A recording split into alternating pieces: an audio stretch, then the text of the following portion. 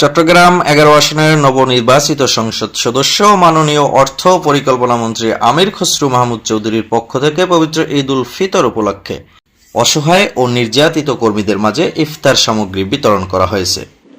বৃহস্পতিবার 26 ফেব্রুয়ারি বিকেলে নগরীর বন্দর থানাধীন 38 নম্বর ওয়ার্ডের বিভিন্ন এলাকার দুস্থ ও অসহায় মানুষের মাঝে এসব উপহার সামগ্রী বিতরণ করেন মাননীয় মন্ত্রীর পক্ষে 38 নম্বর ওয়ার্ড জনতার কাউন্সিলর আলহাজ মোহাম্মদ হানিফ সওদাগর।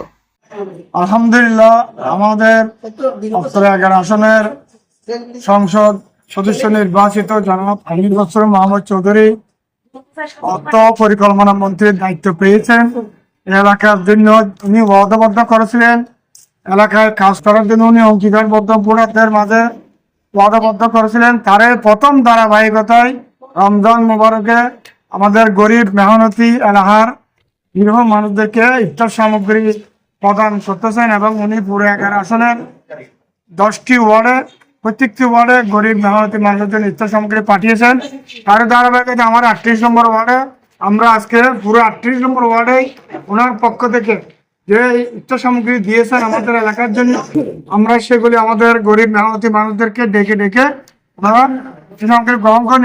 অত্যন্ত আনন্দ এবং খুশি মুখে গ্রহণ করতেছেন, ওনার জন্য দোয়া করতেছেন। আল্লাহ যেন ওনাকে আরো বেশি খেদমত করার তৌফিক দান করে এবং ওনাকে দেশের জনগণের সেবা করার জন্য আল্লাহ যেন আরো ওনাকে সুস্থতা দান করে, আমরা সেই আশা কামনা করতেছি। এবং উনি আরো বিভাগ সারে করবে, যেহেতু বাংলাদেশের সবচেয়ে উচ্চ মর্যাদা সম্পন্ন মন্ত্রিত্ব পেয়েছেন অর্থমন্ত্রী এবং পরিকল্পনা মন্ত্রী। ওনার হাতে অনেক কিছু আছে, দেশ গড়ার কারিগর বললে চলে। উনি এখন ওনার হাতে বাংলাদেশের আগামী ভবিষ্যৎ। আমরা ওনার জন্য দোয়া করি এবং উনিও যেন এলাকার মানুষকে সেবা দিতে পারে, আমরা সেটা ওনার কাছে আশাবাদী। এ সময় তিনি বলেন, মাননীয় মন্ত্রীর নির্দেশনায় সবসময় সাধারণ মানুষের পাশে থাকার চেষ্টা করছি। বিশেষ করে রমজান ও ঈদের সময় যাতে কোনো পরিবার কষ্টে না থাকে সে বিষয়টি আমরা গুরুত্ব দিচ্ছি।